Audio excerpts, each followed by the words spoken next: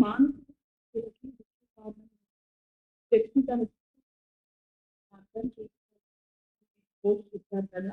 అది ఇంకొకటేమంటే కంట్రోల్‌కి కొంచెం ఎగ్జాంపుల్‌తో రైట్ అమ్మా. మీరు కాల్ చేయటం చాలా హ్యాపీగా ఉంది.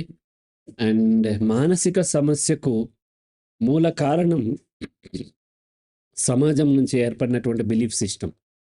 ఆ బిలీఫ్ సిస్టంలో కొన్ని గొప్పవి ఉంటవి, కొన్ని పవిత్రమైనవి ఉంటవి, కొన్ని మంచివి ఉంటవి, కొన్ని ఇట్లా కొన్నిటి పట్ల కంప్లీట్ పాజిటివ్ యాటిట్యూడ్, దాని ఆపోజిట్ పట్ల విపరీతమైన నెగెటివ్ యాటిట్యూడ్. అంటే యాటిట్యూడ్ అంటే ఒక విషయం పట్ల మనకున్నటువంటి ప్రీ ఒపీనియన్. అలా ఎక్స్ట్రీమ్ లెవెల్ యాటిట్యూడ్ ఉన్నప్పుడు కొన్నిసార్లు మనకి పాజిటివ్‌గా వచ్చినప్పుడు విపరీతంగా ఆనందపడిపోతాము.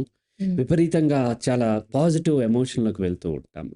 బావుంది. అంతా బాగానే ఉంది. కానీ ప్రతిసారి సిట్యుయేషన్స్ మన కంట్రోల్‌లో ఉండవు. ఒకసారి మనం చిన్న పని చేయగానే చాలా పొగుడుతారు. ఆహా! ఈ అమ్మాయి ఎంత చక్కగా చేసింది అది ఇది అనేసరికి మనం చాలా పొంగిపోయాం, బావుంది. కానీ ప్రతిసారి సిట్యుయేషన్ అలా ఉండదు.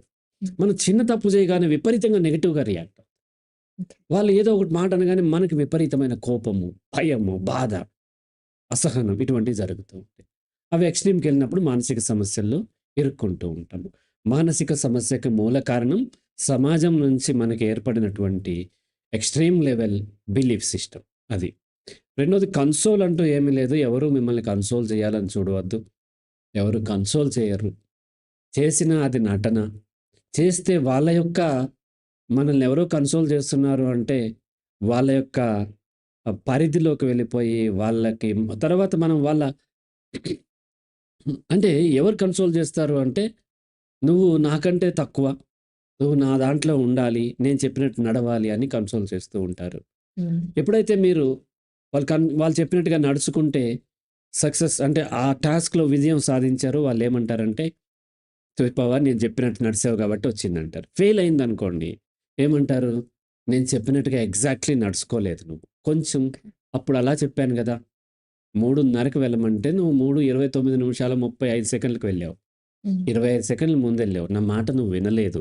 అందుకనే నీకు నెగెటివ్ వచ్చిందని బ్లేమ్ మీ మీదకేసేస్తూ ఉంటారు. కాబట్టి కన్సోల్ ఆశించవద్దు. ఎవరు చెప్పినా సరే అల్టిమేట్‌లీ మీ లాజిక్‌ని వాడండి. మీ బుద్ధిని వాడండి. దేవుడిని నమ్మే వాళ్ళకి దేవుడు మీకు బుద్ధి ఇచ్చాడు. ఆ బుద్ధిని వాడండి. పూజారినివ్వలేదు, గుడినివ్వలేదు, పాస్టర్‌నివ్వలేదు దేవుడు. దేవుడు మీకు డైరెక్ట్‌గా మీకేమిచ్చాడు? ఒక బుద్ధి ఇచ్చాడు. దాన్ని మనం లాజిక్ అని ఇక్కడ అంటున్నాం. అంటే కారణం, హేతుబద్ధమైన ఆలోచనతోని మీ బుద్ధితోని విశ్లేషించండి. ఎవ్వరిని నమ్మొద్దు. ఎవరిని డౌట్ పడొద్దు. మీలోనే దేవుడు ఉంటాడు. మీ చుట్టూ ఉన్న వాళ్ళలో దేవుడు ఉంటారు. మీ భర్తలోను, మీ అత్తగారిలోను, అమ్మలోను, నాన్నలోను అండ్ బిడ్డలోను అందరిలోనూ దేవుడు ఉంటాడు. దేవుడు ఉన్నాడు కాబట్టి వాళ్ళకి ఊడిగం చేయటము, పూజ చేయటము కాదు. మీలో కూడా దేవుడు ఉన్నాడు కాబట్టి మీకులాగా ఇతరులను ట్రీట్ చేయండి. మీకు సరిపడా మంచిగుంటే కంటిన్యూ అవ్వండి. లేదంటే దూరం పెట్టండి. అంతే తప్ప ఎవరిని ద్వేషించవద్దు. ఎవరిని విపరీతంగా ప్రేమించవద్దు కూడా. అంద ప్రతి మనిషిని, ప్రతి జీవరాశిని మీకులాగానే వాళ్ళకి కష్టాలుంటాయి. మీకులాగానే కోపాలుంటాయి. మీకులాగానే అహంకారాలుంటాయి. మీకులాగానే అన్ని ఎమోషన్స్ ఉంటాయనే విషయాన్ని గనక మీరు అర్థం చేసుకున్నట్లయితే అప్పుడు మీకు కోపం ఎక్కువ రాదు. బాధ కూడా కలగదు. ఎవరన్నా పొగిడినా ఎగిరిపడము. ఎవరన్నా తిట్టినా కుంగిపోము. కాబట్టి ఇది అలవాటు చేసుకున్నట్లయితే క్రమంగా ఆ ఎక్స్‌ట్రీమ్ ఎమోషన్స్ తగ్గిపోతే జీవితాన్ని ఈజీగా మనం కొనసాగించవచ్చు. రైట్ అమ్మా? రైట్ అమ్మా? అర్థమైందా? అర్థమైంది సార్. మరొకసారి ఇంకో క్వెషన్ అడుగుదురు గానీ మీరు చూస్తూ ఉండండి. రైట్ అమ్మా? Good. Very good. Thank you.